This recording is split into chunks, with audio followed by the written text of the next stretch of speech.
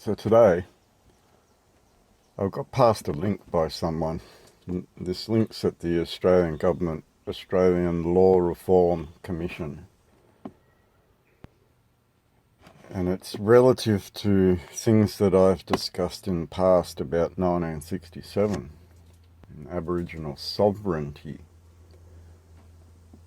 Now, legal definitions of aboriginality.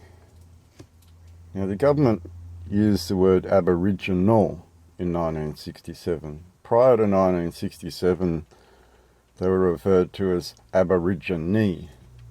These are two very different words at law.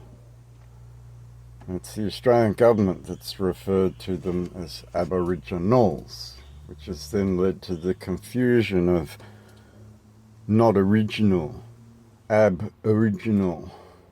It's wrong, it's not true. They were referred to as Aborigine, first of the land. And they were recognised as sovereign under King Billy until Referendum 1967, when Americans claimed Pine Gap for a peppercorn and took administrative control over the Commonwealth. So a double-edged sword here in that you have a foreign crown and it's linked to that United States through Act of 1871 anyway. We have a double bankruptcy into the Rothschilds after the Civil War in America, 1860s. So this Australian Law Reform website, the legal historian John McCorkadale has reported that since the time of white settlement, governments have used no less than 67 classifications, descriptions or definitions to determine who is an Aboriginal person. So here we have Aboriginal person. Person being a dead legal fiction. The person being the account that holds your titles strapped to your face like a mask. We can think of the movie The Mask. So if we go down this list here and look at the definition of Aborigine, the Commonwealth Parliament obtained the power to legislate with respect to the people of the Aboriginal race in any state in the 1967 referendum. The Commonwealth subsequently enacted a number of statutes for the purpose of providing certain rights and privileges for the exclusive benefit of Indigenous Australians.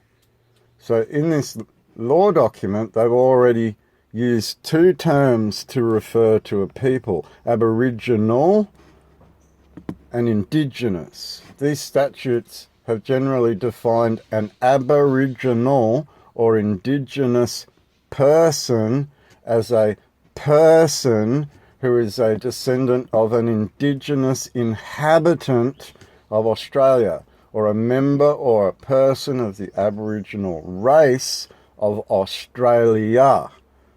One commentator has observed in relation to the latter definition, though possibly an improvement on blood quantum definitions, this utility of this definition can still be questioned, not least of all on the grounds that there is no such thing as an Aboriginal race. Most scientists long ago stopped using the word race. Now if we go up, problems arose in deciding whether descendants of unions between Aborigines and settlers were to be regarded as Aboriginal for the purpose of various restrictive or discriminatory laws. What's going on here?